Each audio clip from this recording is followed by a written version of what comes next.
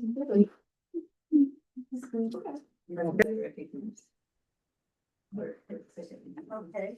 Hi, everybody. I'm Evelyn Ganslas, and I'm one of the co-chairs of the Intercongregational Partnership, and together with. Can you ask if everyone can hear? Yeah. Ask if everyone can hear? Can you hear me? Can you? Zoom people, can you hear? Okay. You can. Thumbs up. Alvin can. Or to be near the owl. Try to just talk. Okay, we'll talk louder and I'll stand near the owl, the famous owl. Anyway, I'm the co-chair from the Bethesda Jewish Congregation. Shaheen is from the mosque and Judy Ozoni is from the church.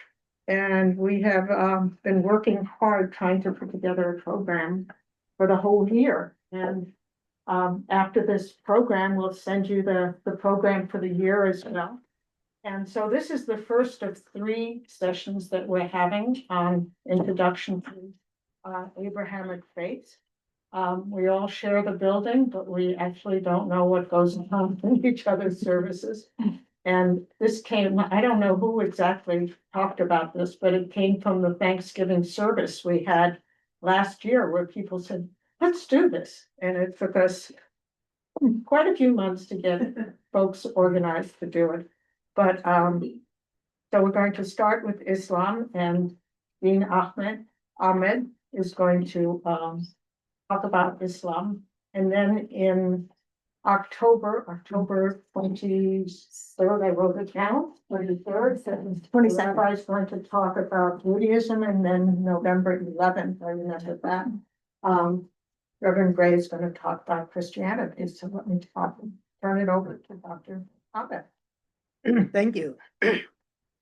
Let me begin with the traditional Islamic greeting. Assalamu alaikum. Peace be upon you. Shalom, shalom. I bear witness that there is none worthy of worship except God, and I bear witness that Muhammad is his servant and messenger. Welcome everyone to the first in this series, and thanks to the intercongregation for the putting it together and making it possible. And I want to begin with an apology. I'm going to apologize because I'm going to focus on the basics. So if everything you hear is something you already know, I'm sorry, but I will keep it as short as I can.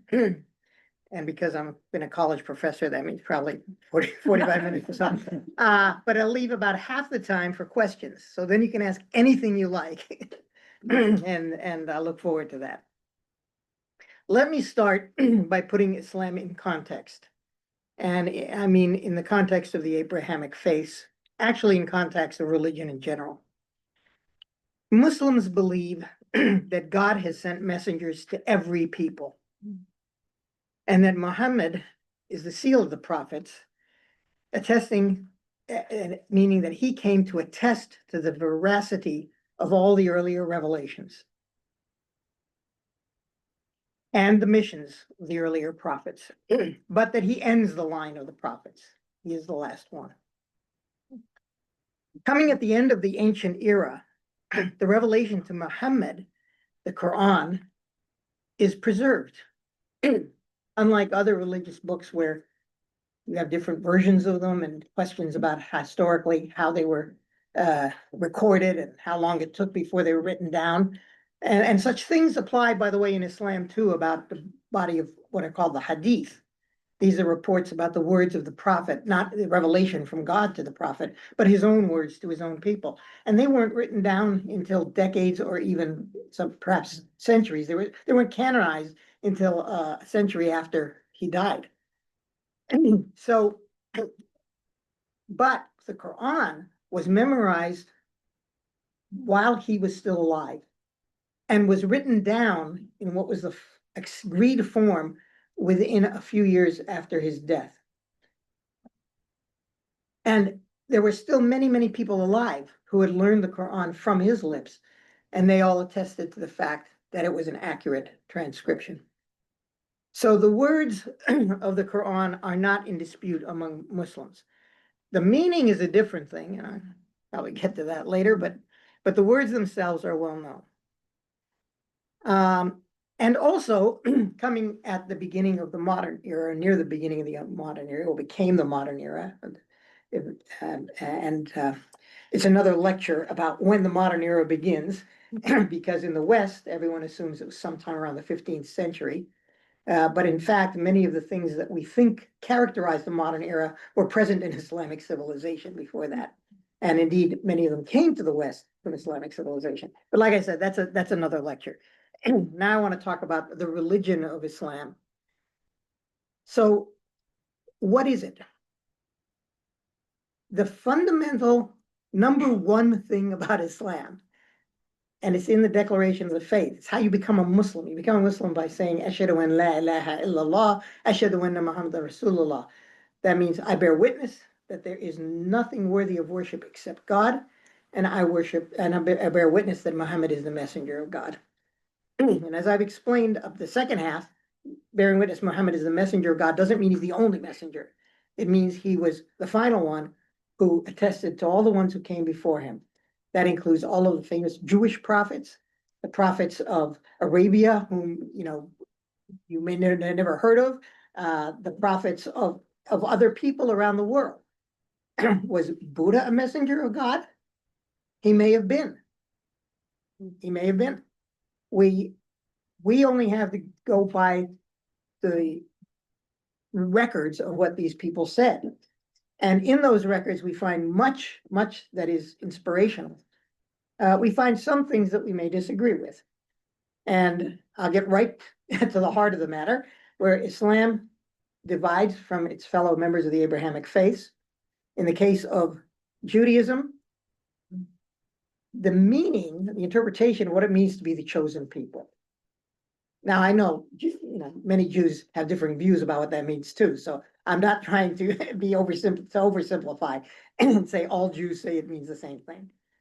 What I am saying is that for Muslims, it means, and some Jews will agree with this, it means they were chosen for the mission of protecting God's word and being exemplars of his teachings. Right? Not that anything they do will be forgiven because God loves them and it's all fine with him. With Christians, the problem is the role of Jesus. Muslims believe Jesus is the Messiah. That's not a problem. The problem is he God? Muslims do not believe that God is three persons. Today I mentioned this to someone and they said, well, what is he the son of God? I said, well, among the Jews, the word son of God were an honorific. It meant that you were someone who God would love like a son or a daughter, because you were so obedient to God's will.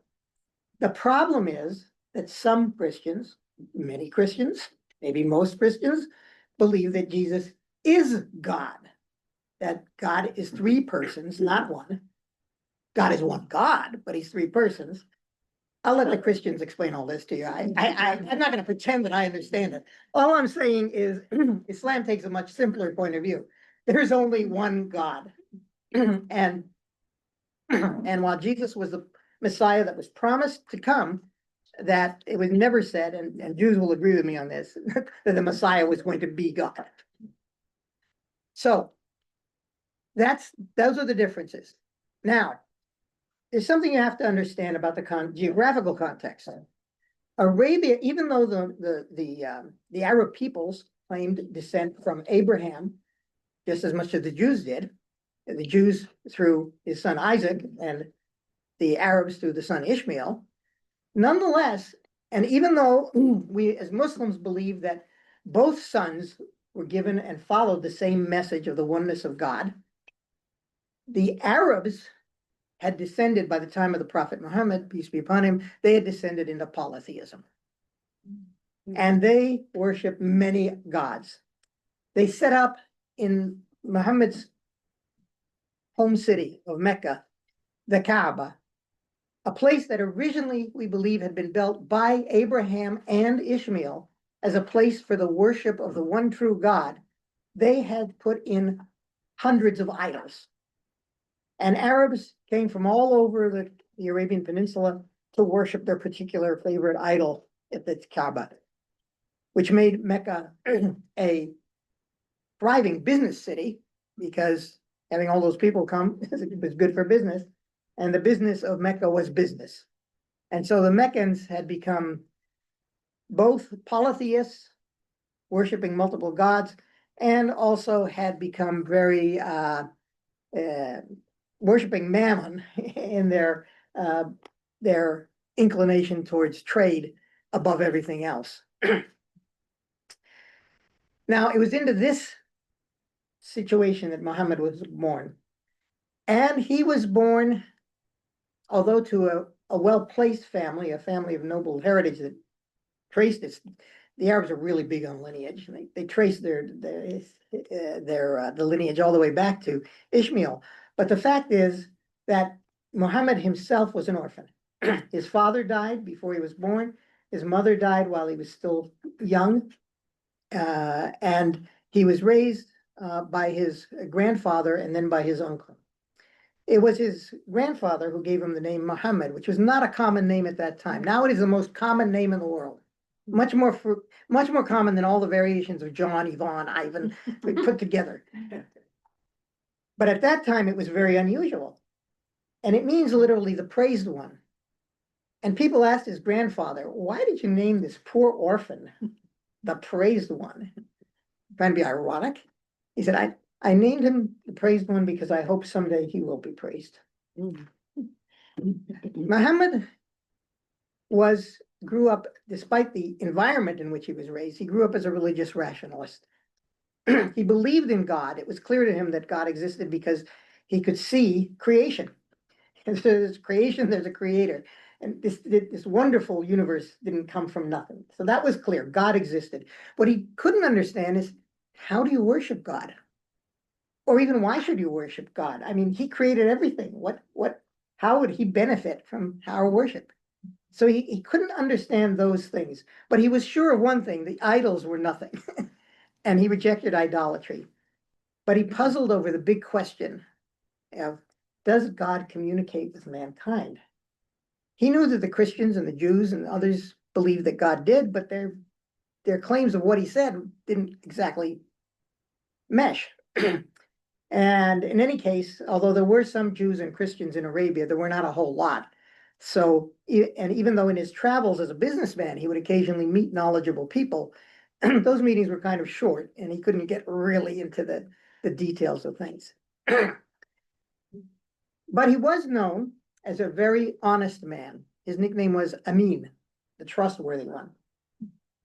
And when he was 25, he was commissioned by the richest woman in Mecca, indeed the richest person in Mecca, I'm told, a wealthy widow named Khadija, who had a big business, but being a woman, to hire men to go and do the traveling for her. And she was looking for a man to take her caravan to Syria.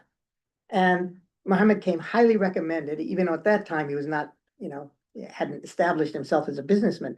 But he said, you can't go wrong with Muhammad. So she hired him, but she sent her servant along with him on the journey to report back on what happened.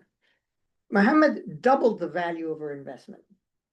And so she asked the servant, how did he do this? Was something shady about it? And he said, no, it was all value added. He took the merchandise where it was most valued. He got the merchandise that would be most valued here, and everybody won, including you. So she was so impressed by his report that she proposed marriage to Muhammad, even though she was 40 years old and he was only 25. And even though in Arab culture, which was still is somewhat, but in those days was really, really misogynistic, this was not a usual or common thing to do. But she proposed marriage, and he respected her so much that he accepted the proposal of marriage. And they made an incredible team. If you get a chance to see the Great Love Stories of Islam, which is being shown on PBS, do see it. One of the great love stories is the story of Muhammad and Khadija. But he continued to mull and question over the question of, how do we worship God? It was years later when he would go every year, he'd go to a cave in the mountains near Mecca in order to meditate and to fast and to try, to understand things better. And it was during one of these occasions that he had his first revelation. He felt a presence in the cave with him, and he heard a voice say, Iqra. Iqra means read. Now, Muhammad, like most people in those days, was illiterate. If you knew how to read and write, then you probably got a job as a scribe because you were badly needed because nobody else could read or write. He couldn't. And so he said, I can't read. And then he felt the presence pressing in on him and saying, read. And again, he said, I can't read. He felt the presence pressing in on him again, painfully now, and ordering, read. And he said, what shall I read?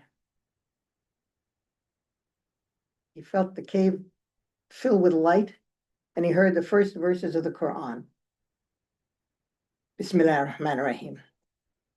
Iqra bismi rabbika alladhi khalaq. خلق الإنسان من علق اقرأ وربك الأكرم الذي علم بالقلم علم الإنسان ما لم يعلم. Read in the name of your Lord who created, who created man from a thing that clings, who taught man by the pen that which he does not know. Muhammad was utterly shaken by this experience. He had no idea what was going on. He ran from the cave in fright. In some of the stories, it's related that he saw an angel on the horizon who said to him, I am Gabriel, and I am here to give you the word of God. He ran down the mountain in terror. He ran to his house. He jumped into his bed, and he shouted to Khadija, cover me, cover me. So she put blankets on him and said, what happened? And he described the experience. He said, I don't know what this means. Am I going crazy? She said, no, not you. A man like you, God would never allow something bad to happen to. She said, I don't know what this means either, but I have a cousin, and he's a Christian, and he knows about Revelation. I'm going to ask him. So she asked her cousin Waraka, and he said, I want to interview him. So he came, he interviewed Muhammad, discussed it with him, and he said, we believe that there's going to be another prophet that's going to come. And I think you are that prophet. I only wish, I'm an old man though, and I only wish I could be alive when your community turns you out. And Muhammad says, my community is going to turn me out? And he explained, yes, a prophet is without honor in his own country. Well, this cousin whose name was Waraka, his prophecy turned out to be correct too. As the revelations continued to come, and Muhammad eventually got permission to share them, and as he shared them, there were a handful of people who accepted them and believed, but the overwhelming majority turned against them. And this man whom they had so admired and respected, they began to vilify and accuse him of making stuff up or going insane or of having a teacher from among the Jews or Christians who was trying to turn them against their native Arab religion. Whatever, all these charges. And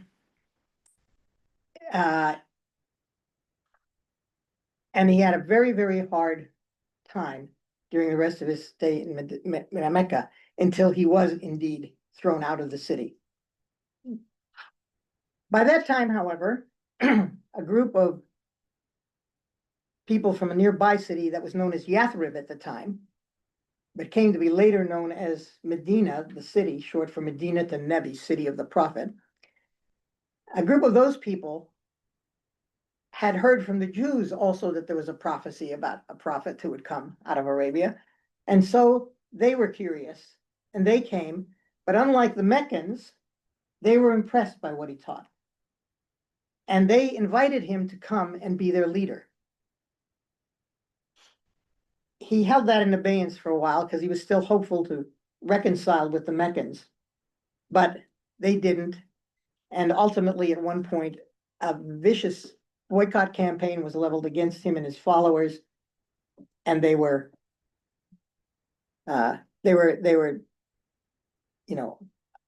utterly laid low by it. And then they came up with a plan that they would assassinate Muhammad. Muhammad learned of it. And he decided he would take up the offer from the people in Yathrib to go there. He and one of the few wealthy people to have sided with him, a man named Abu Bakr, fled, while his cousin Ali stayed behind wearing his mantle, disguised as him, in his bed to act as a decoy to prevent them from following him out of the city. So he and Abu Bakr escaped. They came to the bed, they found, Ali threw off the robe just as they were about to kill him, and realizing that was not their target, they went scrambling to look, where was he, they went hunting for him. In the hunt, they got very close. At one time, they actually came to the mouth of a cave where he and Abu Bakr were holed up. And Abu Bakr was terrified. He whispered to Muhammad, he said, "What are we gonna do? There's so many of them, and there's only two of us." And Muhammad, utterly calm, responded, "There are three of us. God is always with us." When the Quraysh came to the mouth of the cave, they saw that some ducks had laid eggs at the mouth of the cave and a spider had cast a web over it. So they said, well, this is obviously an uninhabited cave, and they turned and went away. So this minor miracle saved their lives. And they were able to go to Medina, where they were given a grand welcome. Muhammad was made a compact for the governance of Medina. And as I said, Medina was not all converts. There were also some people who remained true to the pagan religion. There were also actually 3 Jewish tribes that I mentioned. So Muhammad negotiated a compact in which every group would be self-governing. And Muhammad would be the leader of the Muslims, and he would also be the judge of last resort in any disputes among the groups. This resulted in a wonderful era of peace for Medina until a couple of years later, the Meccans began to attack Medina. Now, to be fair, the Meccans and the Medinans had been having raids on each other's caravans throughout. So this was an old Arab custom, and especially for the Muslims whose property had been taken by the Quraysh, they felt that they were justified in that. But the Quraysh planned an all-out assault upon the Muslims and to destroy them. The first such attempt became known as the Battle of Badr. The Battle of Badr is noteworthy because the Quraysh not only outnumbered the Muslims by more than 2 to 1, but they were outarmed. They had many more armaments, more sophisticated armaments, more horses, more camels, everything. If if there were betting app in those days, the odds would have been all the way on the Quraysh. And yet, amazingly, the handful of Muslims defeated the Quraysh.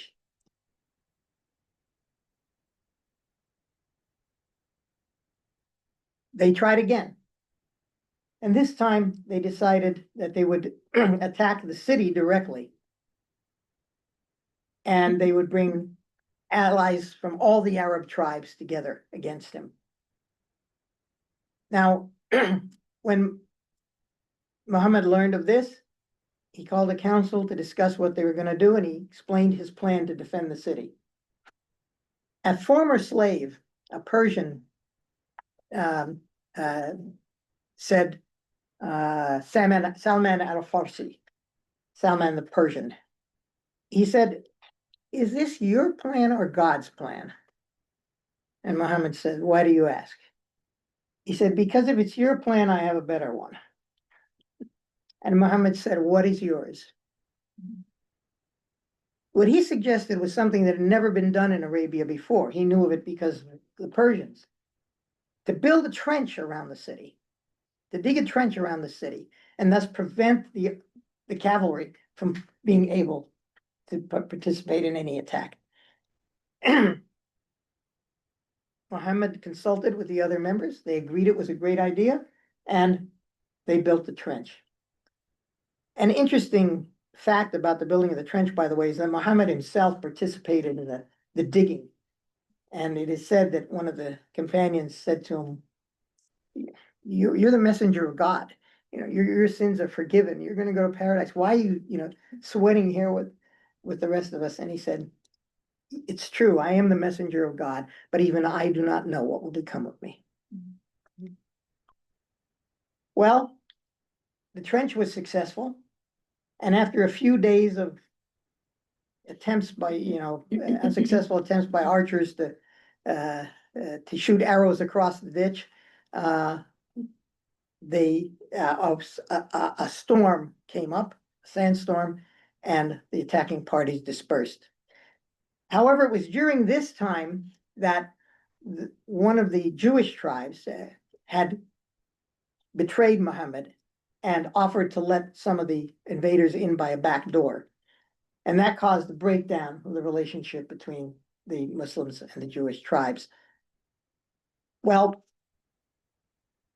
interestingly enough, though, one of the Jewish tribes refused this. Muhammad had, with two of the tribes, Muhammad let them leave with their movable property. One of the tribes refused to give in and insisted that they had to be tried by a judge of their choice. So they chose a pagan whom they believed was sympathetic to them. The pagan listened to their both sides, and he ruled that the Jews had betrayed Muhammad and that they would be punished by Jewish law, which was that everybody should be killed, and the women, and all the men should be killed and the women taken into slavery. Muhammad had to, before the trial, he had to agree to abide by this judge's decision, whatever it may be. So his hands were tied. A lot of people point to this and say this is typical of Muslim and Jewish relations. A, it's not typical. B, it was very unusual in the sense that Muhammad himself had to agree in advance to abide by the decision of this judge. Well, a few years shortly thereafter, Muhammad attempted he got a revelation that he should have a peaceful pilgrimage to Mecca. Of course, Mecca was off limits to the Muslims by the Quraysh.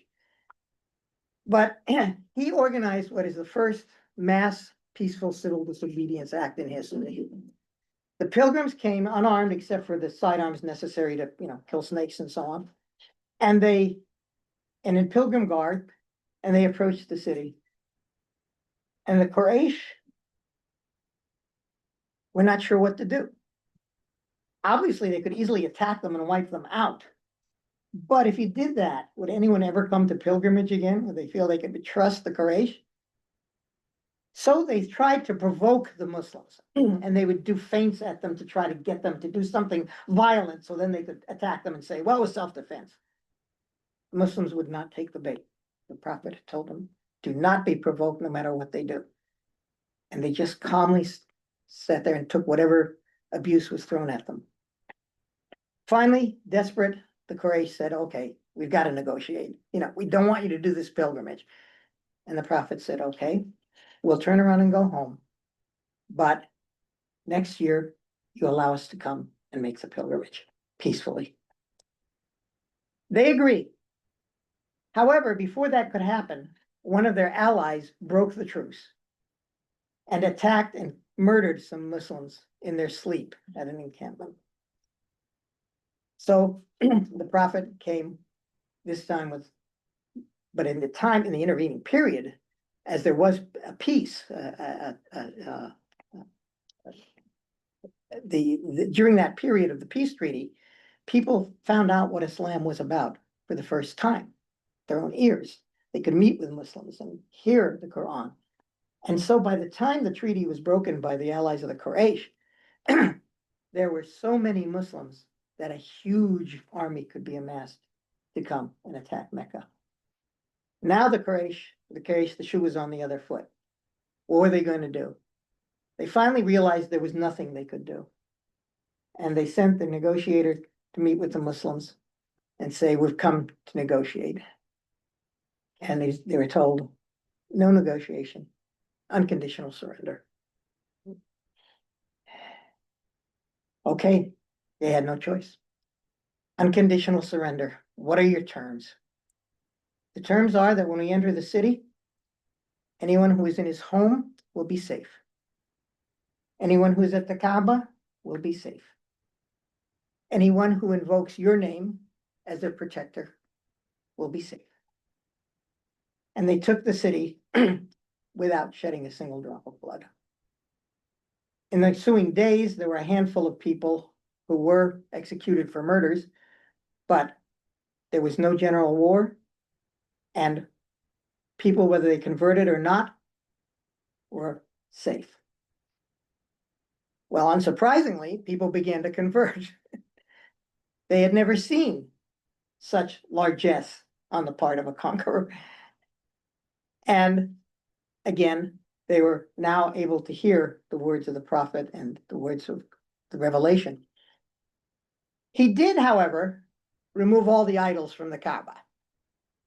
He cleaned it out and devoted it once again to be a place where only the God of Abraham, the one God, the creator of everything, whose name in Arabic is Allah, but Allah is cognate to, Ilah, God. Some people think it comes from the God, Allah, the one God. And a friend of mine who did an interesting translation of the Quran for non-Muslims translates Allah wherever it appears as the one and only God. Because since that day, Allah has meant only the one and only God, not as the ancient pagan Arabs might have thought, the creator God of whom he has partners. No, no partners. There is just God and God alone. Transcendent, incomprehensible to us, except in the awe that he may inspire once we understand his goodness, his mercy, and everything he's done for us. Now, I see I have a few minutes left before I turn it over to questions and you get to ask the hard questions. But I did want to say a little bit about how the successorship after Muhammad's death took place.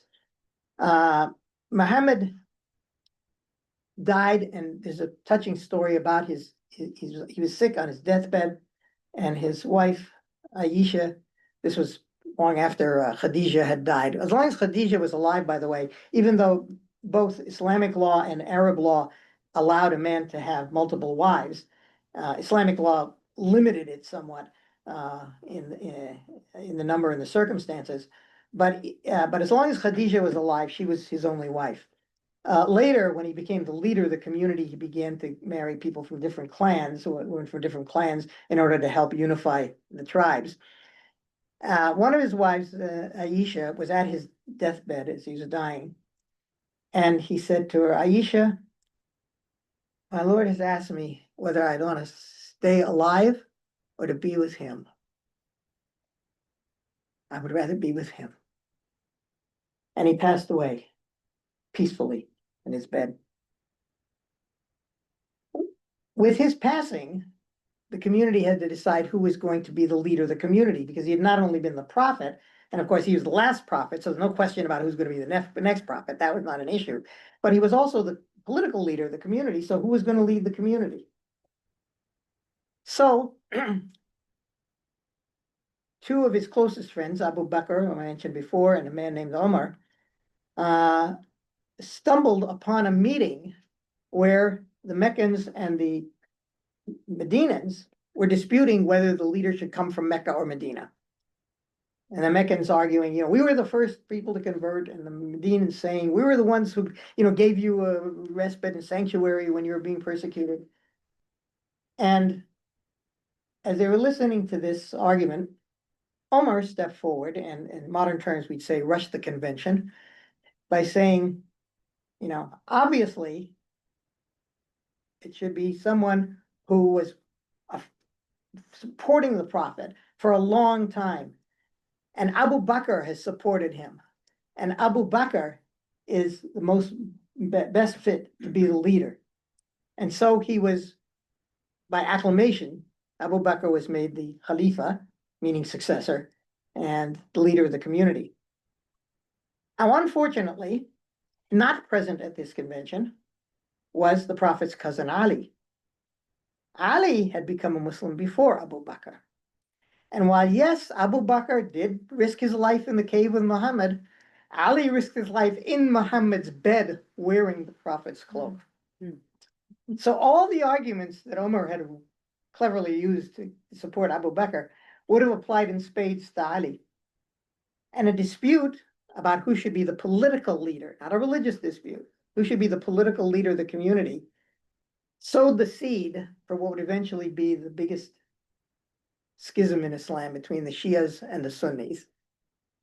Those who accepted Abu Bakr's leadership and those who said, no, Ali should have been the leader.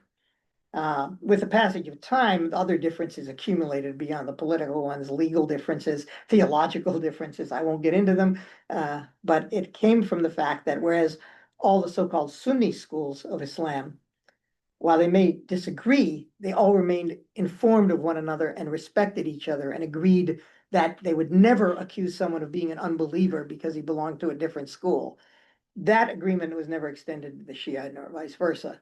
And so we have the sectarian problem that came about.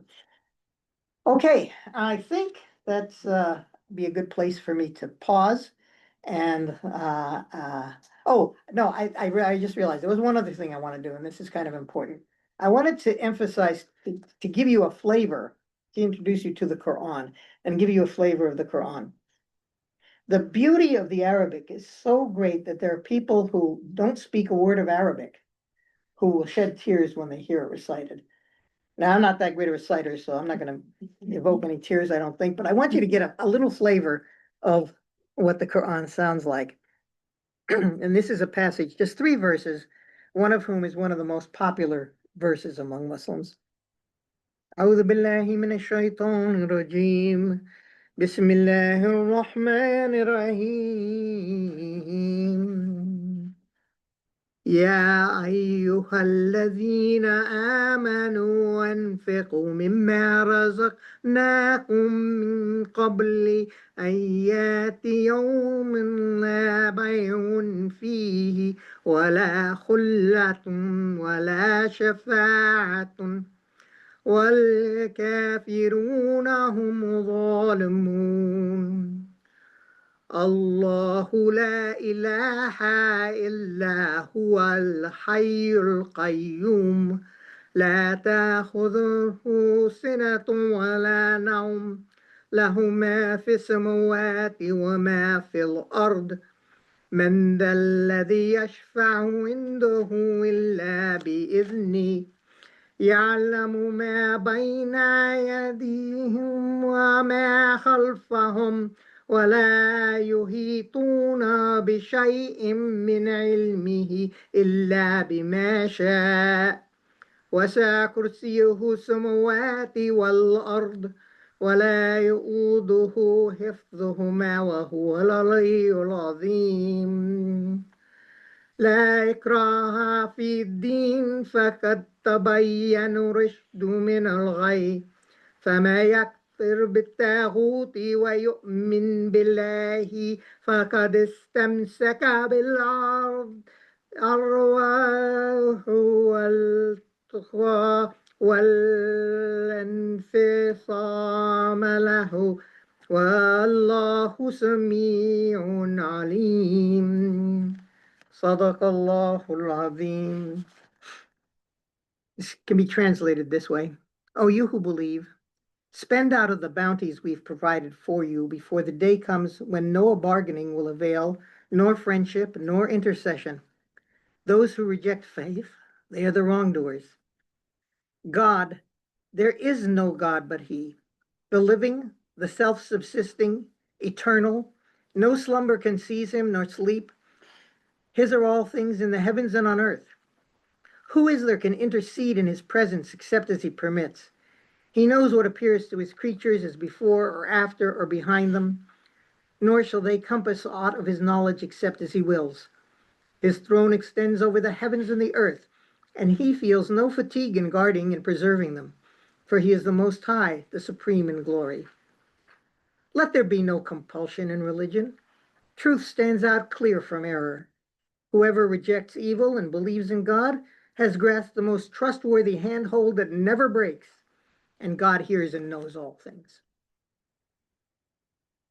One of the things I meant to mention about the thing about the Arabs is at that time, they had no science except horse breeding and no arts except poetry.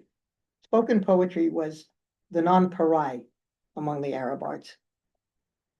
And the Quran is written, although it's not strictly speaking poetry, it's written in a very poetic way, one that puts to shame the greatest of the Arab poets. And more importantly, the subject matter is so exalted. Arab poetry is about fast horses and fast women, about bravery in battle. This is about the glory of God and the equality of mankind. Even the first word of the Quran, Ikra, spoken to an illiterate people, read, learn how to read. And in the name of your Lord, who taught man by the pen, taught man that which he did not know. In praise not of fast horses or fast women, but of exogenous knowledge, that wonderful ability human beings have of gaining knowledge from what has been written down. That was what's so magnificent about the Quran. And why it had such a impact. Okay, now, time for questions. If you have a question that you wrote down, you can pass it up so that we could read it close. And if you'd rather ask a question Very orally, basic question. yes, Muslim means what? Is it from the name Muhammad? no, it's from the name Islam. Islam Which means means- literally submission, understood to mean submission to the will of God. Muslim is one who submits to the will of God. So the religion is Islam, submission to the will of God. The person is a Muslim, one who submits to the will And of God. before Muhammad, there was no Islam Well, that's an interesting question. in Islam, that word. yeah, you see, you can use the word narrowly or broadly. Narrowly, meaning someone of the community of Muhammad, and therefore, by definition, before Muhammad, there couldn't have been one. But more broadly, it means anyone who submits to the will of God. And therefore, the Quran uses the word Muslim to refer to Abraham, Ishmael, Isaac, Jesus, Jacob, Moses, all of the prophets and other, prophets whose names you would not know and names that are not even given, saying that they were people who were Muslims because they said, we submit to the will of God. If you say we submit to the will of God, in Arabic, you're saying I'm a Muslim. Right. Yes, What are the different sections of the the Quran. That's the really interesting question. The Quran is divided into what are called surahs. Some people say chapters, but I don't. The fact is that the Quran has been divided into 30 equal chapters of equal length for purposes of recitation. The surahs are very unequal in length, except for the first one. They tend, not strictly speaking, to go from longest to the shortest. The second surah is definitely the longest. And they're divided. The surahs usually will have a name that refers to something that occurs in the surah, but it's not necessarily something that the whole surah is about. So, for example, the first surah is called Fatiha, and it's one of the short ones. Fatiha means opening surah of the Quran, but it's also a prayer, and it's like known as the perfect prayer. It serves for Muslims the same purpose that the Lord's Prayer does for Christians. it's an all-purpose prayer. You can say it anytime, any place, for any reason. So people will begin meetings with it and so on. And the translation is, praise be to God, the cherisher and sustainer of the worlds, the most gracious and most merciful, master of the day of judgment. You do we worship and your aid we seek. Show us the straight way, the way of those on whom you have bestowed thy grace, those whose portion is not wrath and who go not astray. So, and each surah will, except for the really short ones, will touch on multiple subjects. So sometimes it slides, seamlessly from one to another. Sometimes it jumps from one to another. The only surah that has a really long story, narrative story, in the sense you might be familiar with from the Bible, is Joseph, which is dominated by the story of Joseph. And by the way, plug for a future interfaith event, I would really love to have an open discussion where we get, maybe 12, 13 people together who have all read the story of Joseph in the Bible and in the Quran, and sit down and discuss it, discuss the similarities and the differences. One of the prejudicing the outcome, one of the things that is really interesting is that whereas some of the details in the biblical version are omitted in the Quranic version, the Quranic version puts a much more heavy emphasis on the moral lessons to be taken from it. And in that way, it's sort of symbolic of all of the Quran, because any place in the Quran you find a reference to something you'll recognize from the Bible, you see the Quran is pointing less to the details and more to the moral to be drawn from it.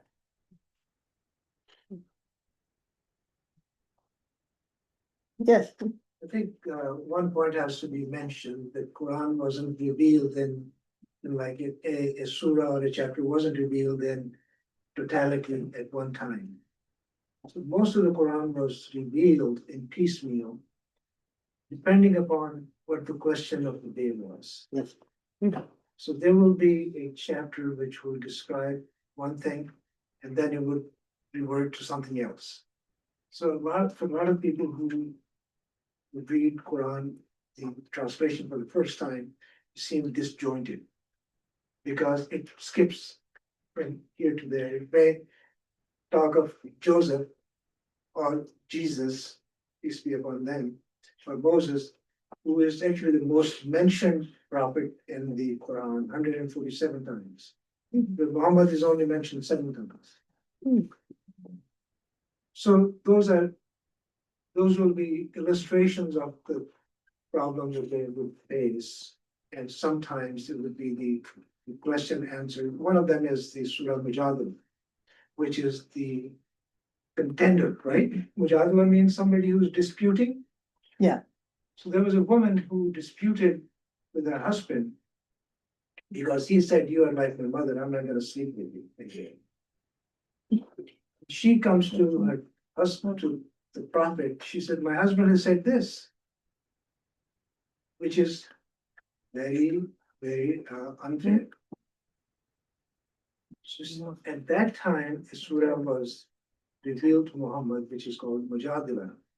Starts with, "And the God has heard her complaining to you."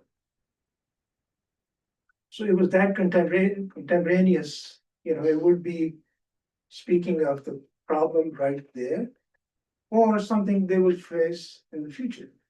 And one of them is Surah Rum, right? The Yeah. Romans. And it predicted the Roman, who were Christians at that time, their victory over Persians, who were the pagans, so to speak. They didn't believe in one God. And so it predicted their victory over the Persians 6 years before it happened. So there was some foretelling, but there were also some problem solving of the current time. I'm sorry, I just. No, that's a very important point, and but you didn't, by the way, for those of you who want to know what the upshot of that was, of the disputation, that God ruled that form of divorce, which was allowed by the pagan Arabs, would be prohibited in Islam. You cannot say to your wife, "You're like my mother, and you'll continue to take care of me, but I'm not gonna, grace your bed anymore," or anything like that. that they said, no, if you're gonna have a divorce, then have to fulfill all the obligations of the divorce, which include that you support her for a period of time, and the resolutions about who gets custody of the children and so on. You can't just, you basically turn her into a slave just by pronouncement. Um, um, also, oh, I'm getting old. So there's something else you reminded me of that was really important, and now it slipped my mind about. Can I just, Yes, go ahead. so if it's all over the place Yeah. because of how it was written, Mhm. how do you study the Quran? Okay. A great question. Let me first also say one thing about how the order was preserved. Of course, we know, I talked about how it was canonized early on, but the thing is, how did people who canonized it know to do it that way? Every Ramadan, the month of fasting, I hope you've all heard of it. If not, I'm glad to give you the details. But during the month of Ramadan, at night, there are extra prayers, and one recites 1/30th. That's where that 1/30th came in. I said the 30 chapters. 1/30th of the Quran in the canonical order. But because while Muhammad was alive, not all of the Quran had been revealed, but he would recite that part of it which was revealed in that order. So what happened is each Ramadan there would be more and more of the Quran recited, but always in the same order as far as the previously revealed verses were concerned. Now, as for your question, it's something fascinating that those of us who have studied the Quran a lot, you get to a point where it begins to make sense. You begin to see the flow from one thing to another. And it no longer seems disjointed the way it does when you first approach it.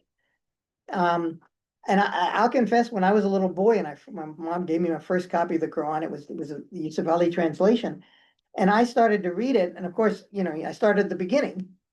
And there are these, chapters, long passages. And they introduce all these details of, Islamic law. And I'm saying, Mom, I really have a hard time understanding this book. She said, read it in reverse. I said, what? Read from the short passages at the end first and go back to the beginning. Well, the short passages tend to be very lyrical and poetic and about the greatness of God and so on. And so it's absolutely right.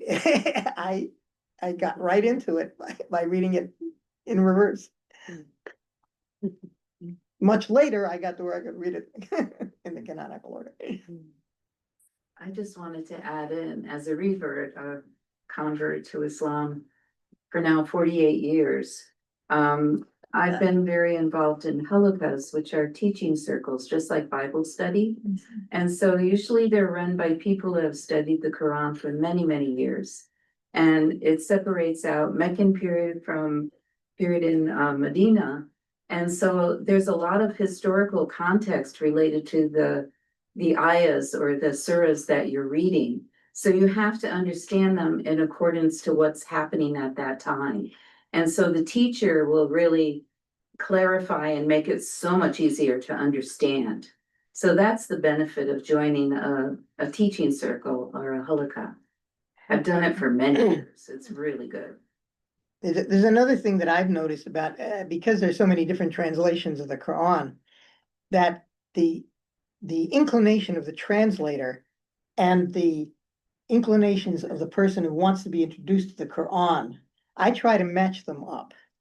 So for example, Abdullah Yusuf Ali is very spiritual.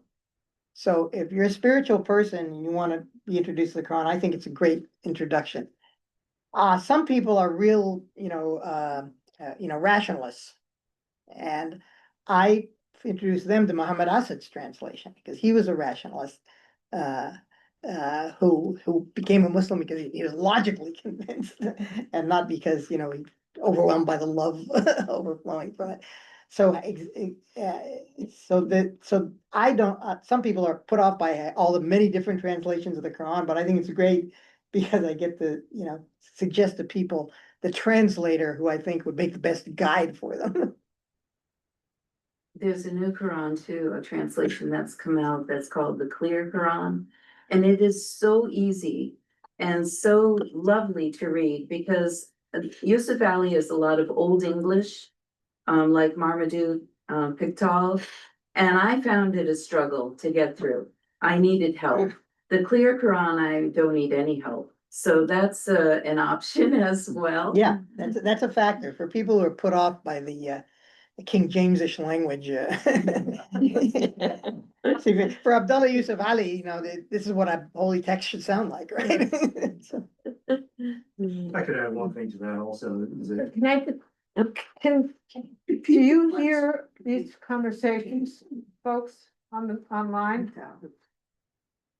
Thumbs up, it's clear. Do you hear it? Do you hear Yes, people? no, no Yes. problem, no problem. Yes. okay, great. Sorry, So- wait. The owl is doing its job. So, you were asking about, the process of studying and how you get, knowledge about this. One thing that we start from when we're really young as kids is that you have to use a surah, and Surah Fatiha, which Dr. Ahmed mentioned, that opening passage that he gave us the translation of. In every section of the prayer, you have to recite that, and then you recite a second portion of the Quran. So kids from a very early age get exposed to the Quran, and usually people try to teach the meaning. I mean, we're not as good at getting it all across, but it is an important part of our heritage and our practice. And there are a lot of Muslims who memorize the whole Quran. It's amazing. And so, it becomes difficult in America where we're trying to learn English, trying to learn Arabic, and trying to learn other aspects of it. But most of us have memorized a chunk of the Quran, usually the smaller surahs, and we use that on a daily basis, 5 times a day. You're saying, the exact number of rakats that we do, the minimum of about like 18 times. You'll say the Surah Fatiha for that opening verse, and then you'll say somewhat other surah for a lot of that. So it's not just something that is in the book. We recite it daily, and those people who understand it like reflect on it when they pray. And that's one reason why some people are put off by all the footnotes, but I actually like the footnotes because they give you the context to be able to understand what is it, why like the woman who disputes, what is this woman who disputes? Footnotes will explain all that to you. There's another translation which is A.S. Abdul Halim. And then Oh, yeah. that's more recent as well. Actually, the most recent of all the other translations. Done by an Arab who is actually a professor of Islamic studies in the school of SAIS in England, in London. And there's a very, very easy English, probably the easiest to understand. And he puts the paragraphs according to the subject matter. In the translation, he separates them in one continuous narrative of, Quran doesn't make in paragraph, it's not in paragraphs. So he divides that translation into paragraphs, so you can see the subject changing the next paragraph from the one previous one. So it's just a little bit easier to comprehend, I guess. Very easy English. Another interesting translation is by Professor Safi Kaskas. He had collaborators with expertise in the Bible who would make footnotes explaining what are the correlative passages in the Bible that the Quran is referring to when it brings up certain names or subjects. Actually, his co-translator he's an orthopedic surgeon, retired orthopedic surgeon at Johns Hopkins. So they both collaborated, and so there are passages of Quran, corroborating what was in Bible and as footnotes. Yes. I have a question. Yes. When did the calendars, the Islamic calendar and the Christian calendar and the Jewish calendar, when did they actually, because at some point they were the same, when did they kind of start differing? Do you know? Well, Or- I am an astronomer, Okay. well, my PhD is in. So, yes, I know. And the thing is, I believe that it is possible that the calendar split may have been due to a misunderstanding of Quranic verse. There's a verse in the Quran that condemns the intercalation methods used by the by the pre-Islamic Arabs. Their calendar was a luni solar calendar. The lunar calendar, you may or may not know, the lunar calendar has 12 months every year. And therefore, it's a little bit shorter than the solar calendar. Because the solar calendar, you would lose about a month every 3 years. So if you try to have a luni-solar calendar, a 12-month calendar, but that stays with the seasons, matching the seasons of the Earth's rotation around the sun, you have to put in a leap month approximately every 3rd year. The Arabs sort of did that, but their decision as to when to put in the leap month or not was not based on astronomy so much as on tactical advantage in their warfare. Because there were certain months where warfare was prohibited, not just in Islam, but in the Arab culture. And because they would want to be able to fight in a month that was advantageous to them, they would either have or not have a leap month, depending on which would give them the advantage in the current state of warfare. And the Quran really, really condemns this unequivocally. So, did that mean that God wanted us to be astronomically rooted in our lunisolar calendar, or did he mean you should not use a lunisolar calendar at all? The early Muslims decided it meant there should not be a lunisolar calendar at all. Especially since the Quran says the months in the sight of God are 12. They say, so there can't be a 13-month year. So they just went to a straight lunar calendar. And it was very soon after the death of the prophet. Yeah, it was, yes. I want to add a comment for the first question that was asked today, and you already responded to it perfectly. About the naming of us, about the naming of Muslims. So the name of Islam. So the one who named us Muslims was Prophet Abraham in the very beginning. And so this was before the era of Judaism and before the Christianity, before all of the holy books. So what I want to say is the core concept of Islam with from a different perspective. So Muslims in the broad sense are all those who do believe in what? In the oneness of God. الذين آمنوا بالله. In the oneness of God and the angels, وملائكته, وكتبه, and all of the holy books, ورسله, and all of the prophets, those who we know and those who we don't know, without any differentiation. So it says like this: الذين آمنوا بالله وملائكته وكتبه ورسله لا نفرق بين أحد من رسله, which means that we do not differentiate between the prophets. So we don't say this prophet is higher or this prophet is superior to the others. So that's the core concept. So what I want to say is, in the era of Judaism, they were Muslims in the broad sense. Christians, they are Muslims in the broad sense, when they do respect all of the things that we mentioned. So it's about the oneness. So we're actually one rather than different groups. That's the core concept of Islam. So that's the very beginning thing. That's what I was trying. It's an interesting fact that at one point the Quran says of those Jews or Christians who say, if you want to be of the true religion, you must be a Jew or you must be a Christian. And it says, why not the religion of Abraham? He was neither a Jew nor a Christian. But he did believe and he did submit to the will of God, which means he's a Muslim. Also in connection with that, Muhammad responded once. He was questioned by a follower. The Quran says we Muslims accept all the prophets and we make no distinctions among them. But the Quran also says you're the seal of the prophets. Isn't that a distinction? And he said, my relationship to the other prophets is as if an architect had built a building out of identical bricks, but one brick was missing. And people would come and say, this would be a beautiful building, but there's one brick missing. And then the architect put in place that last final identical brick. I'm that brick. It's complementing rather than contradicting. That's right. I don't think, Again, back to Dave. Oh, No, go ahead. I was just gonna say if you can elaborate a little bit about the hadith, because a lot of people here in the room may have questions as they hear about that, the difference.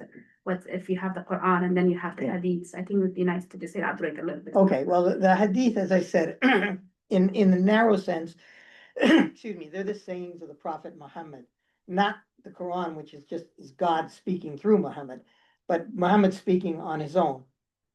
And in a broader sense, it's actually the words of the early Muslim community reporting on not only the Prophet's words, but his actions. The Hadith has become a supplementary source of Islamic law to the Quran because the Quran doesn't cover everything. It's not that big of a book. It's about the length of the four Gospels put together. Okay, so it can't cover all of Islamic law. So a lot of people, especially those more traditionally oriented as opposed to more rationally oriented, the rationally oriented say, well, there are principles in the Quran and we can derive the correct course of action from those. And then the traditionalists say, well, whatever the prophet did has to be okay because the prophet did it. And so, or his people did it and he approved of it, he let them do it. So that should be our source. So the hadith has become very important in the construction of Islamic law. But because the prophet himself, peace be upon him, did not allow people to write down the hadith. He did not want any possibility that people would get mixed up between the Quran and the hadith. So the scribes would write down the Quran and they'd read it back to him and tell them if they made a mistake. With the hadith, he said, just don't write it. Don't write it. So they were mostly written down after he had died and were canonized among the Sunni Muslims in the four most highly regarded hadith collections a long time after his death. They cover all kinds of subjects. And again, my feeling about the hadith is like my feeling about other holy books other than the Quran. There's a lot of wonderful, inspiring stuff in there, but there's some stuff that doesn't quite ring true. And my own feeling is that the hadith should be approached as an exemplification of how to live an Islamic life in the Prophet's day and time. And it can be educational for us. But to instead take it as we have to blindly do whatever the people of his time did, I think is overly restrictive and doesn't allow for the fact that things change. Like the primitive toothbrush, for example. Okay. See, the prophet believed in keeping your teeth clean, and he constantly used a sawak, which is a kind of a toothstick, to keep his teeth clean.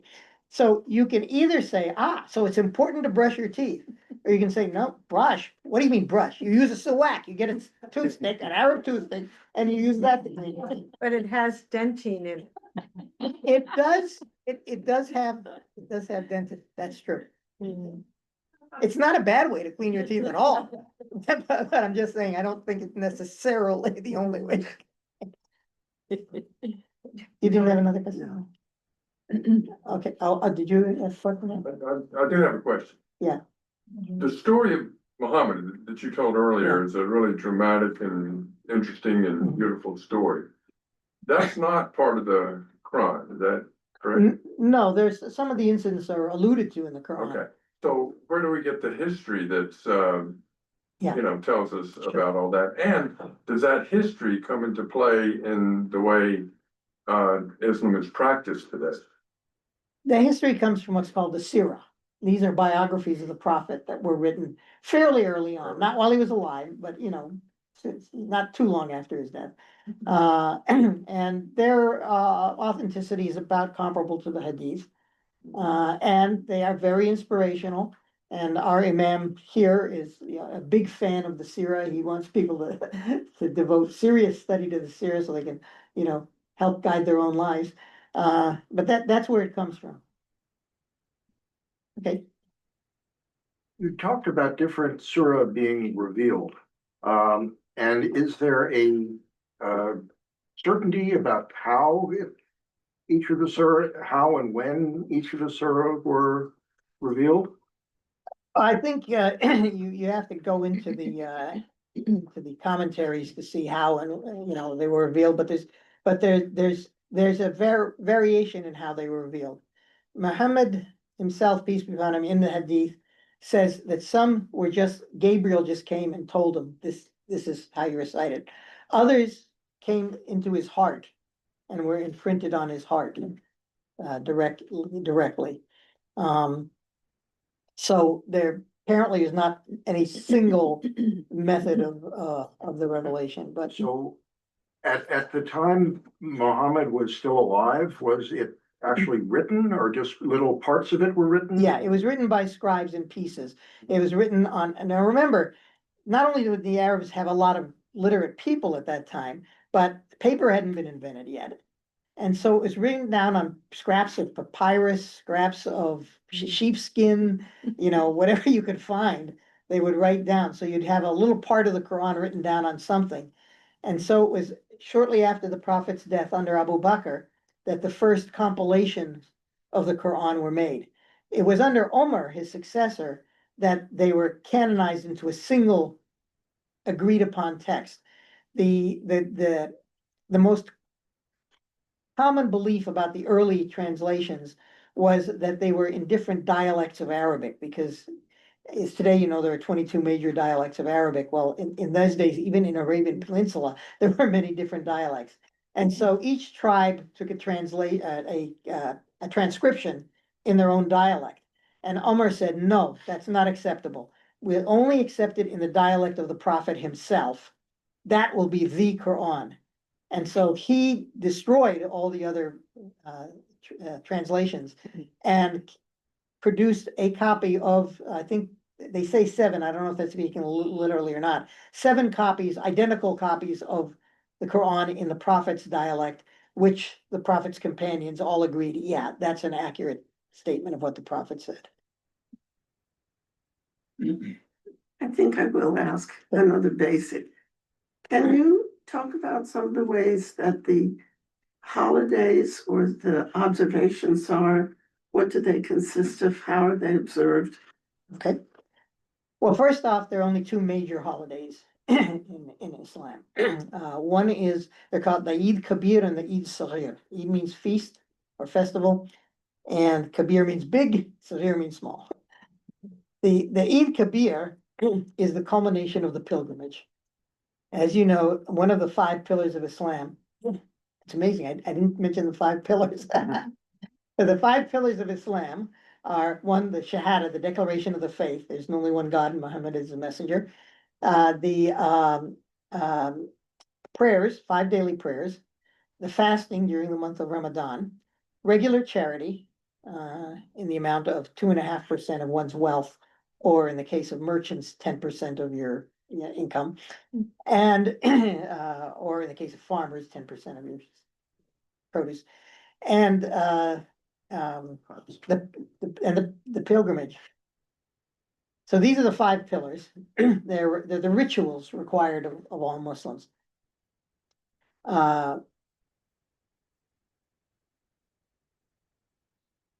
I'm sorry, and your question was? The holidays. The holiday, right, okay, Observed. so the holiday, okay, so one of them is the last day of the pilgrimage is a feast day. And one, it's what it says, it's a feast. But people, not only people on the pilgrimage celebrate the feast, but people all over the world celebrate the feast. Right. And you're also expected to sacrifice an animal. You don't have to sacrifice it with your own hands, although some people say that's preferred, but you can pay someone to take care of it. And then you take some of the food for yourself, you give some to your neighbors, and you give the rest to the poor and needy. The Eid Saghir, the small Eid, is the last day of Ramadan. I'm sorry, the day after Ramadan ends. So during Ramadan, you fasted for 30 days, or 29 or 30 days. You have not eaten anything during the daylight hours. You wait until the sun sets and then you break your fast. On the day after that, there's communal prayers and a huge feast. And people will again do the same thing that they celebrate. They will eat and invite their neighbors in and share it, including with non-Muslims. And non-Muslim neighbors, you share it with them. And those are the two official holidays. Now, there are other minor holidays which some conservatives frown on and say you shouldn't do this. But for example, many people will celebrate the birthday of the prophet. And the idea is, while he didn't celebrate it his own birthday, and we're not celebrating it as if it's some magical day, but we're celebrating it as an occasion to reflect upon his wonderful life and to be inspired by him to try to live good lives ourselves. Are there geographic differences to the observations around the world? The biggest differences there are some differences in the geographic differences, but the biggest differences are really sectarian differences. So for example, the holidays I just gave are according to the Sunnis. There's another minor holiday for the Sunnis that is a major holiday for the Shias, which is the 10th day of Muharram, which when the Prophet was alive coincided with Yom Kippur on one occasion. And on that day, the hadith goes that the Prophet saw the Jews fasting and said, "Why are you fasting?" And they said, in commemoration of Moses and the flight from Egypt and so on. And he said, "Well, I have more of a right to observe that fast than you do. So since Moses and I are brothers in prophethood," and so he fasted and encouraged others to fast. So, but so it's like, again, some conservatives will say, well, you shouldn't fast. You should make sure you don't fast the same day the Jews do, or stuff like that. It's crazy stuff. But for the Shias, it's taken on a whole different meaning, because it's on that day, the day of Ashura, that Ali was not Ali, Hussein, the Prophet's grandson, was assassinated. And for them, because they believe Hussein was meant to be meant to be the leader of the community, that was a big deal. And so in Tehran, you'll see them going through the streets, lashing themselves in sympathy with the suffering of Hussein. You won't see Sunni Muslims doing that. They may observe the day, and they may even observe it as commemoration of Hussein, but not in that grandiose spectacle that he was. It's like a passion play. Yeah, exactly, yeah.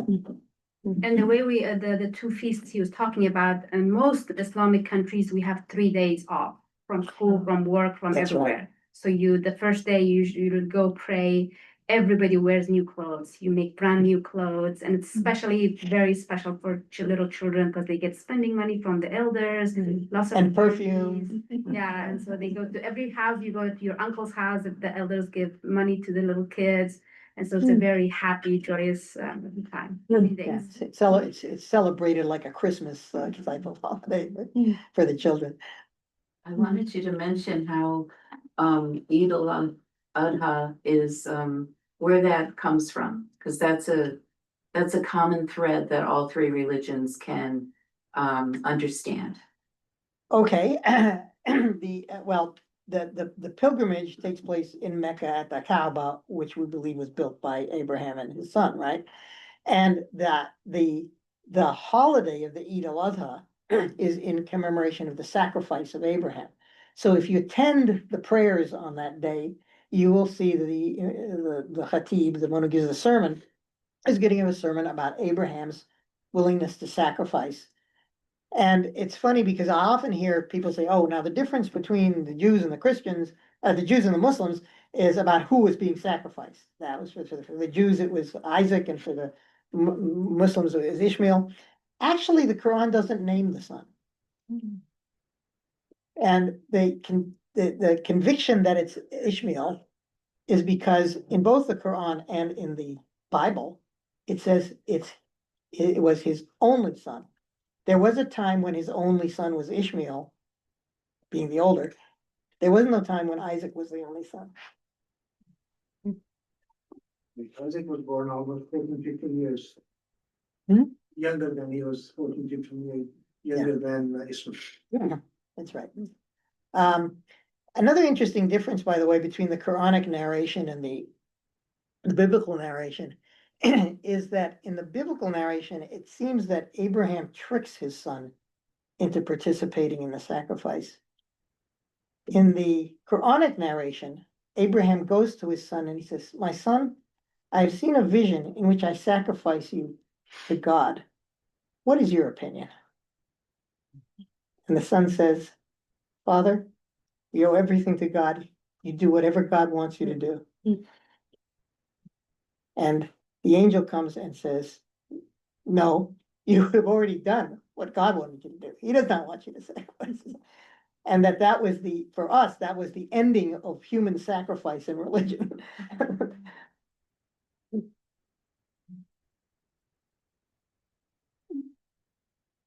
When we had little children, we would commemorate a holiday. And we would be thankful to God that, and pray that we would have the strength of faith the way Abraham did. That this was so significant. And that's what the holiday is all about, to strengthen your faith in God, just as. And that's why I thought you all could relate to that, because that's how we taught our children too.